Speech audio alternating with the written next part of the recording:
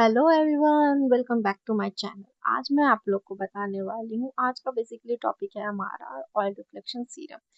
तो आज हम लोग वेला का ऑयल रिफ्लेक्शन सीरम के बारे में बताते हैं। मैं देखो, मार्केट में बहुत सारे सीरम है, तो आप पहले सोचो कि यार मैं क्यों नहीं उसका सीरम यूज करूँ, इसका सीरम क्यों यूज करूँ और यही सीरम क्यों यूज करूँ। इसमें तो ऑयल है, ऑयल ऑयल बेस्ड है, ये मेरे बालों को बहुत ही ज्यादा हेवी कर देगा, कैसे होगा क्या।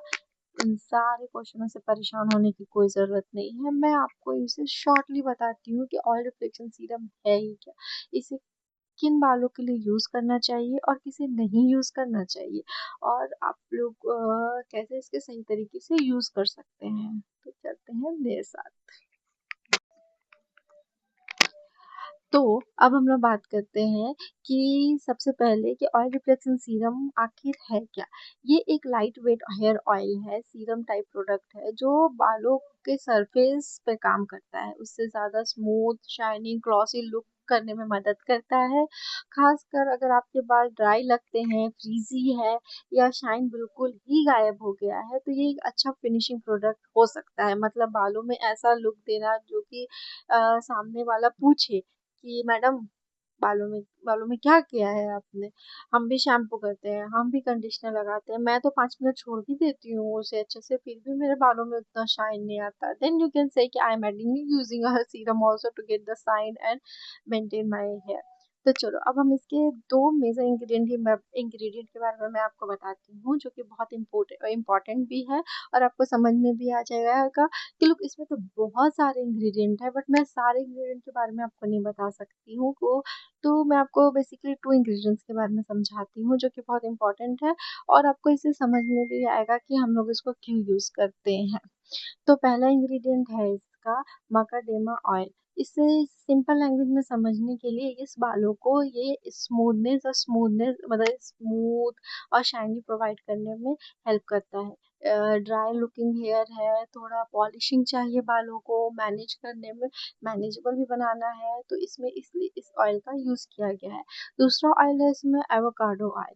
ये भी हेयर को नरिशिंग और स्मूथ फील करने में मदद करता है। बालों को नेचुरल लुक शाइनी इनहेंस करने के लिए यूज करना है, इसलिए इस इंग्रेडिएंट का इसमें यूज किया गया है। अब आपको पूरा इंग्रेडिएंट लिस्ट याद करने की जरूरत नहीं है कि आपको लगा कि आप केमिस्ट्री क्लास में ही आ गए हैं। लोग हर कुछ हम नहीं जान सकते, ठीक है, और बट हमें इम्पोर्टेंट पॉइंट जानना बहुत जरूरी है।